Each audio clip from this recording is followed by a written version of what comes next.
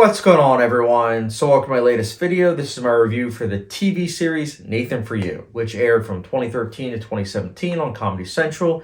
32 episodes long, 4 seasons, and with it airing on Comedy Central, it is on Amazon Prime for streaming, the first 2 seasons. I'll get into that in a little bit, and it is also on Paramount Plus as of filming this video, all 4 seasons, and all 4 seasons are also on HBO Max. Nathan For You is a show that, for those of you that don't know, it's about Nathan Fielder, who is a real person.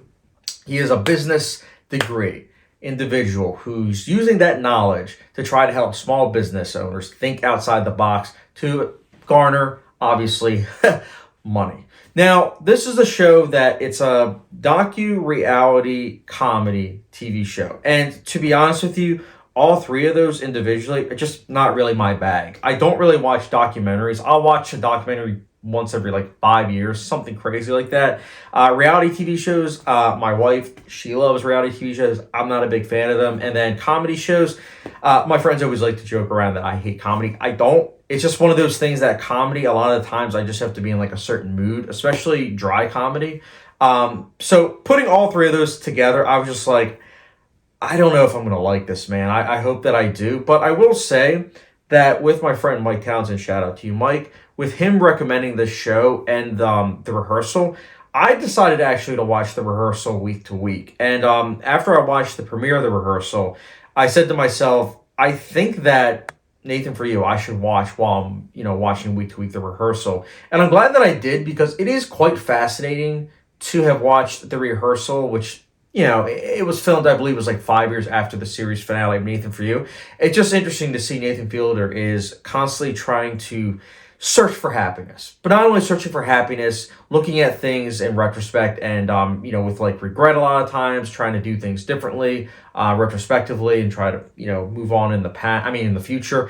It's just very interesting to see him use this art form as a way of trying to move forward and try to better himself, in my opinion, both in the rehearsal and in Nathan For You. I just think that it is interesting because so many times when I'm critiquing a comedy, a lot of people are like, well, if it's funny, it works. If it's not funny, it doesn't. And for me, I'm just but I feel like comedy, it shouldn't be looked at as a lesser genre where it's oh, it's either this or that. It's either funny or not funny. It's no, there should also be other aspects. And I think that Nathan For You, what I appreciate so much is that there are a lot of things to analyze about this show, whilst at the same time, the humor, even if it doesn't work for you, which truthfully, there were episodes where it didn't necessarily work for me, but I was able to appreciate it and say, oh my goodness, Nathan Fielder literally went to these businesses and would have to either improv or just talk to these individuals in a way to make sure that, hey, I'm chill with them, but at the same time, I'm gaining information. I felt a lot of these episodes were very informative. Also, at the same time, the dry comedy did sneak up and make me laugh at times.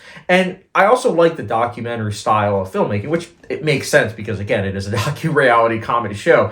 But I liked it. I thought that it made it feel very naturalistic. And a lot of times when I'll, from time to time, just take a quick peek at, my wife watching reality TV shows, a lot of times I'm just this feels staged. But Nathan For You, you never know if it is or not. I know that they say it's 100% not, staged, but, you never know because I'm just okay, this doesn't feel at all. I felt very immersed into these characters. And that's maybe just it. They didn't feel like characters. They felt like everyday people, which, again, that's what the show was trying to sell you on. And so I guess in a lot of ways, it was a good buy. I think it's a very fascinating show. And I think that only 32 episodes, I think that it's a quick watch. For me personally, I'm not going to lie. This is going to bring back full circle to Amazon Prime. I binge watched the first 2 seasons on Amazon Prime. And it was a show that I would watch on my lunch breaks. And it was nice.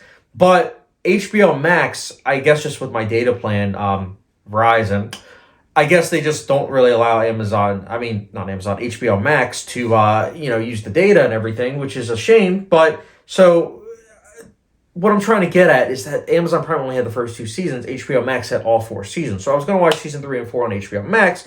But lo and behold, of course, like I said, the data plan just wouldn't allow it. So I would have to watch it at home. But here's the thing. I decided to, because of that whole situation, I decided to go with season 3 and 4 slowly, watch an episode here and there and not necessarily binge it the way I did with seasons 1 and 2.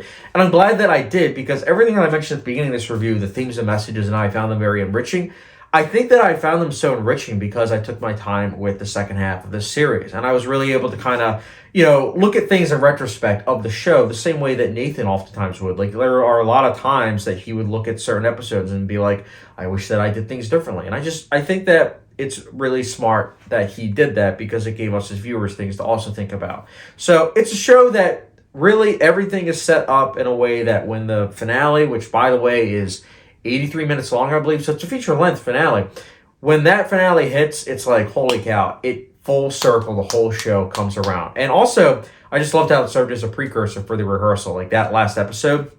Because there's even legit a rehearsal sequence. I think it's like 5-10 minutes long in the finale. So I was just like, wow, it's crazy that he just, he served that as like a precursor. And I don't know if he like knew that he was going to do a show called The Rehearsal at the time of the finale of Nathan For You, but I just found that fascinating that he did that. But overall, this is a really good show. As someone that, again, isn't really into reality TV shows, isn't really into documentary stuff, and comedies sometimes are hard to sell for TV, this is really good. And again, I'm a big critic of all three of those genres, but I gotta say, Nathan For You, it is quite good, and definitely would recommend that you check Nathan For You out, and is why I personally will be giving it a...